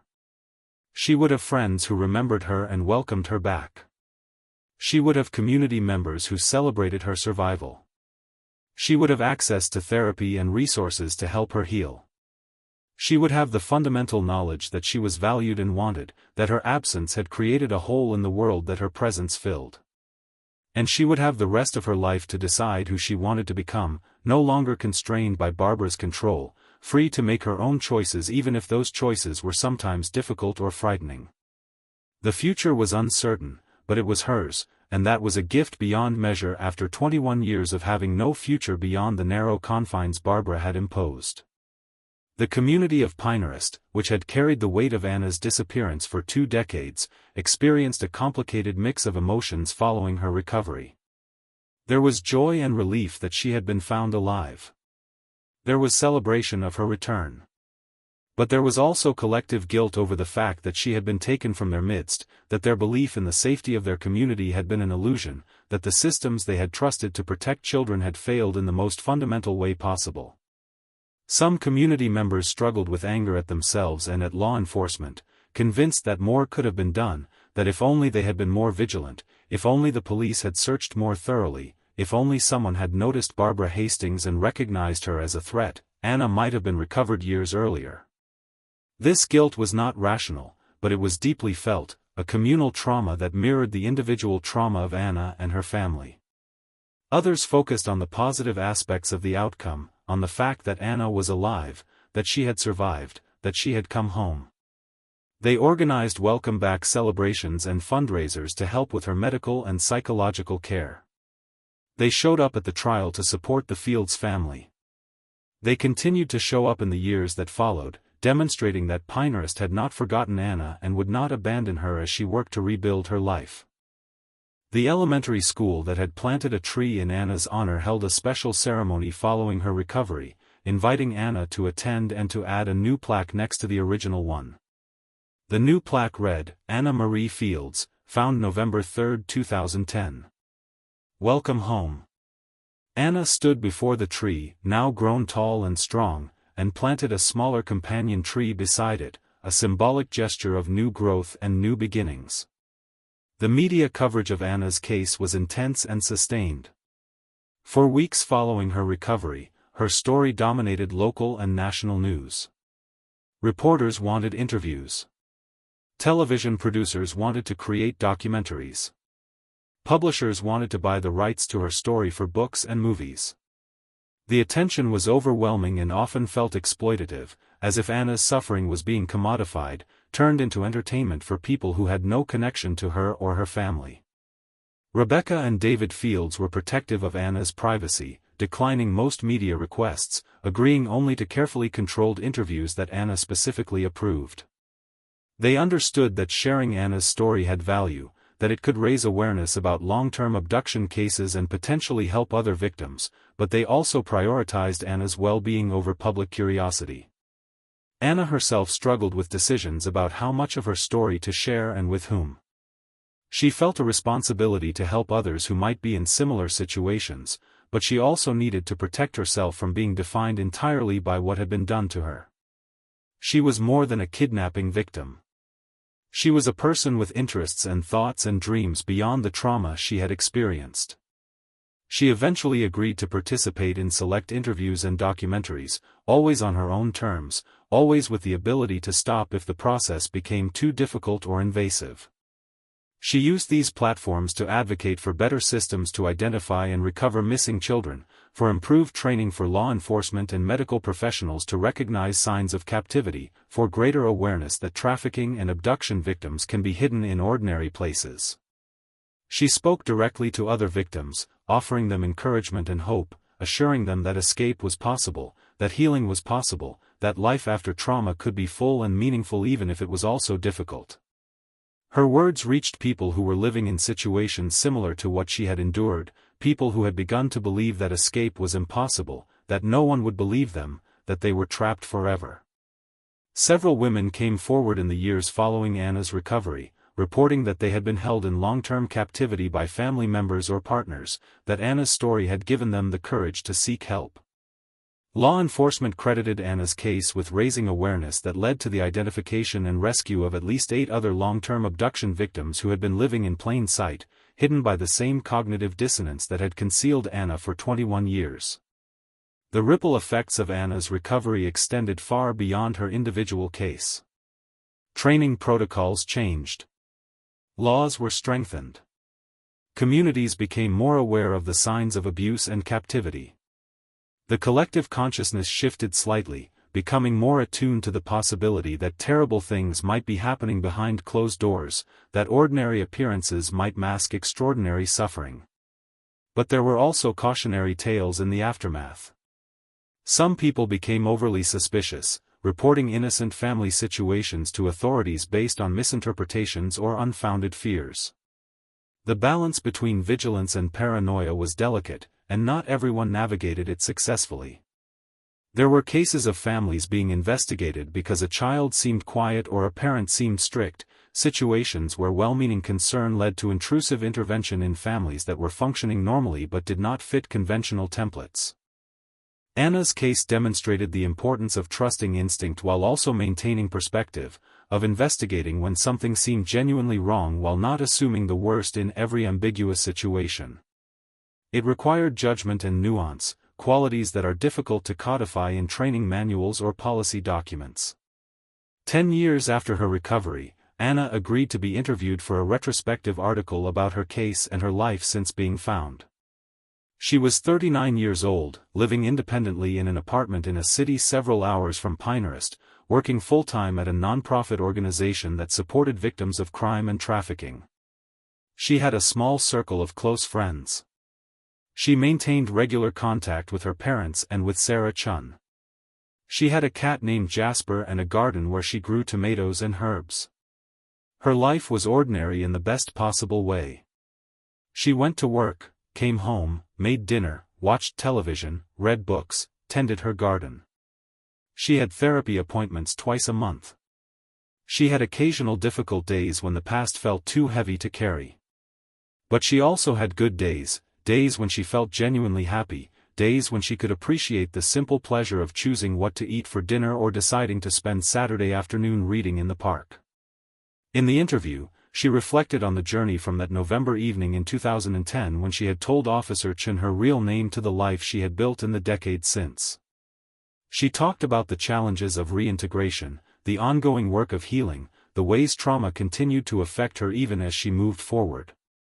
But she also talked about growth and resilience, about discovering strength she had not known she possessed, about finding meaning and purpose in helping others navigate their own recoveries. "I will never get back what was taken from me," she said in the interview, her voice calm and steady. Those 21 years are gone. I can't redo adolescence. I can't experience my 20s the way other people do. That's a loss I will carry forever. But I also have something that many people don't have. I have absolute clarity about what matters. I know what it's like to lose everything, to have your identity erased, to live without freedom or choice. And because I know that, I also know how precious ordinary things are. The ability to choose what to wear or what to eat or where to go.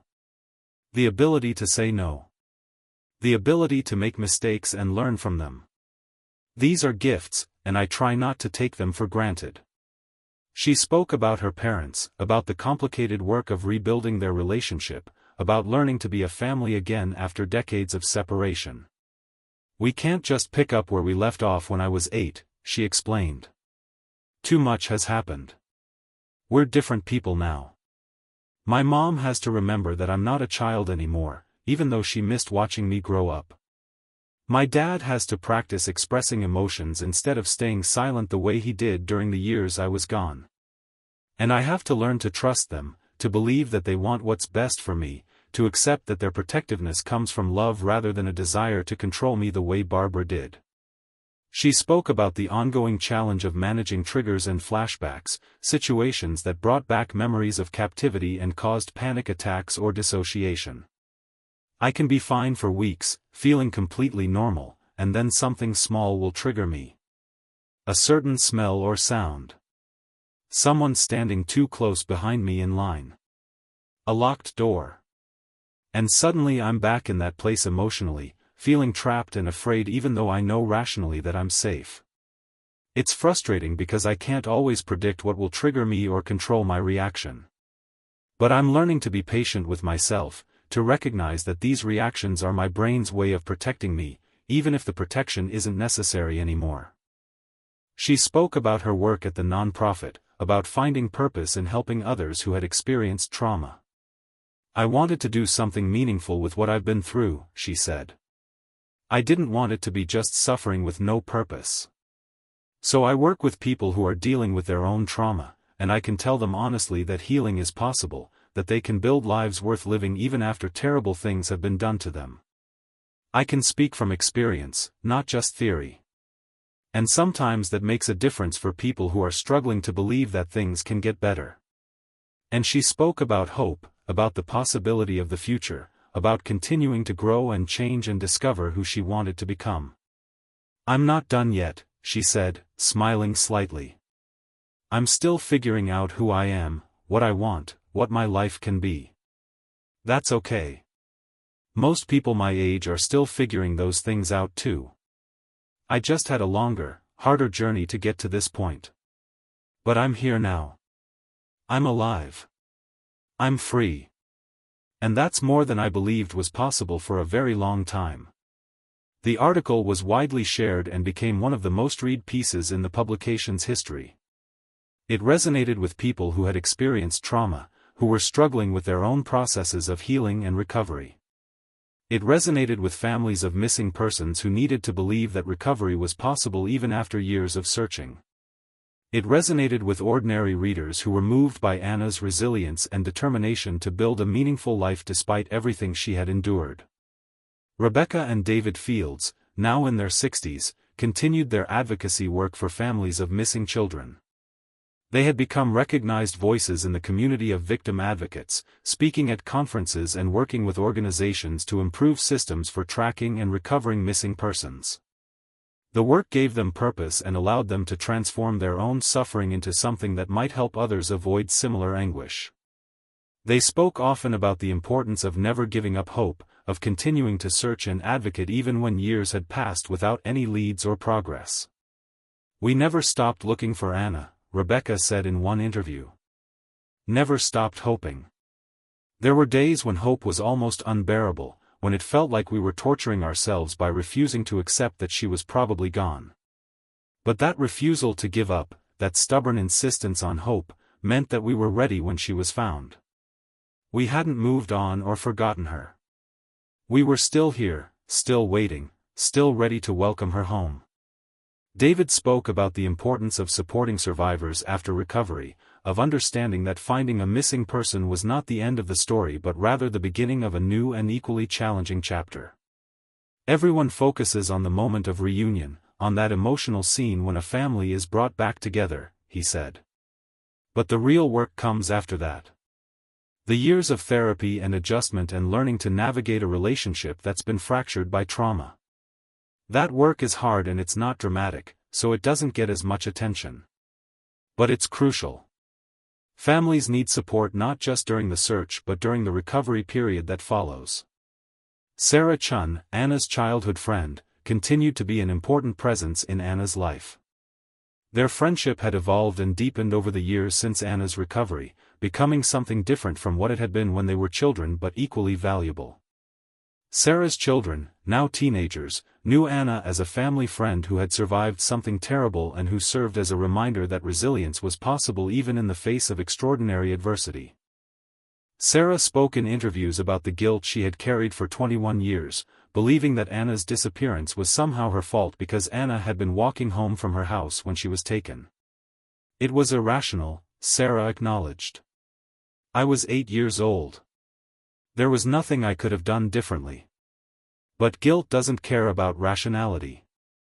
For years, I tortured myself thinking that if only I had walked Anna home, if only my mother had driven her, if only we had played at her house instead of mine that day, everything would have been different. The reunion with Anna had helped Sarah process that guilt, had allowed her to finally understand at an emotional level what she had always known intellectually, that she was not responsible for what had happened. Seeing Anna again, getting to know the person she's become, being able to be part of her life now, that's helped me heal from my own trauma around her disappearance, Sarah said. I'm grateful every day that she's back, that she's okay, that we got a second chance at friendship.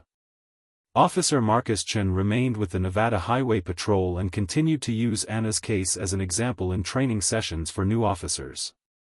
He spoke about the importance of trusting instinct, of taking time to investigate thoroughly even during routine stops, of understanding that sometimes small details that seem insignificant are actually crucial pieces of larger puzzles. I think about that traffic stop all the time, Chen said in an interview. I think about how easy it would have been to just write a citation for the broken taillight and send them on their way. I was tired. It was the end of a long shift. I could have just processed it quickly and moved on to the next call. But something told me to take a closer look, to ask additional questions. And that decision changed Anna's life. It changed her parents' lives. It closed a case that had been open for 21 years. All because I listened to that instinct that something wasn't quite right. He emphasized that the skills required to make such observations were not mysterious or magical but rather the result of experience combined with willingness to act on gut feelings. Every officer has instincts, he said. The question is whether you trust them enough to follow up, even when you can't immediately articulate what's bothering you. Training can help develop those instincts and teach you what to look for, but ultimately it comes down to being willing to take the time to investigate when something feels off. Chen also spoke about the limitations of individual action, acknowledging that while his intervention had helped Anna, there were systemic issues that needed to be addressed to prevent such cases or to identify them more quickly. I'm glad I was able to help Anna, he said. But we shouldn't have to rely on lucky traffic stops to recover kidnapping victims who have been missing for decades. We need better systems, better training across all professions that interact with children and families, better coordination between jurisdictions. One officer noticing something during one traffic stop is not a sustainable solution. The broader systemic changes that followed Anna's case included improvements to missing persons databases, enhanced training for medical professionals to recognize signs of abuse and captivity, better coordination between state and federal agencies investigating child abductions, and increased public awareness campaigns about the reality that trafficking and abduction victims often appear ordinary and are hidden in plain sight rather than being dramatically obvious. These changes could not undo what had happened to Anna or to the countless other victims who had not been as fortunate. But they represented progress, incremental improvements in systems designed to protect the most vulnerable members of society. They represented lessons learned from failure, determination to do better in the future, acknowledgement that the status quo was not sufficient. Anna's story also became part of a larger cultural conversation about abuse, captivity, control, and the ways that victims are often disbelieved or ignored even when they try to seek help. The case challenged comfortable assumptions about safety and visibility, forcing people to confront the reality that terrible things could happen anywhere, to anyone, that evil did not always announce itself with obvious warning signs. It raised questions about responsibility and community, about what it means to look out for each other, about the balance between respecting privacy and ensuring safety. These questions had no easy answers, but the conversation itself was valuable, creating space for nuance and complexity in how society thought about protecting children and supporting survivors. 21 years is a long time. Long enough for a child to become an adult. Long enough for parents to age visibly. Long enough for a community to change and evolve. Long enough for the world itself to transform in countless ways, technology advancing, culture shifting, the particulars of daily life becoming almost unrecognizable compared to how they were when Anna disappeared. But some things remained constant. The love of parents for their child. The bonds of friendship that endured across decades. The human capacity for resilience and healing. The determination to find truth and justice even when the odds seemed impossibly long. Anna Marie Fields vanished on a summer afternoon in 1989, stepping out of a friend's house and into a nightmare that would last for more than 2 decades. But she survived. She endured. She found her way home through a combination of her own courage and a highway patrol officer's willingness to ask one additional question during a routine traffic stop. Her story is both tragic and hopeful, a reminder of how easily evil can hide in plain sight and how powerfully good can triumph when people refuse to give up, refuse to look away, refuse to accept that some questions will remain forever unanswered. If you've made it this far in Anna's story, thank you for watching. Thank you for bearing witness to what happened to her and for caring enough to hear her story through to the end. Cases like Anna's deserve to be remembered, not as entertainment but as reminders of the real people behind the headlines, the families torn apart by violence and manipulation, the survivors who rebuild their lives piece by piece after unimaginable trauma. If this case has affected you, if you know someone in a situation that seems wrong or concerning, trust your instincts. Ask questions. Report your concerns to authorities. You might be wrong. You might be overreacting. But you also might be the person who saves a life, who gives someone a chance at freedom they thought was lost forever. And if you're watching this while living in captivity or in an abusive situation, please know that escape is possible. Help is available. You deserve freedom and safety and a life that you choose for yourself. Anna's story proves that recovery is possible even after decades, that healing can happen even after profound trauma, that there are people who will believe you and support you and help you rebuild. Before we close, please hit that like button if this story impacted you, subscribe to the Cold Case Desk so you never miss a case, and share this video with someone who needs to hear Anna's story. Leave a comment below and let us know your thoughts. What would you have done in Officer Chen's position?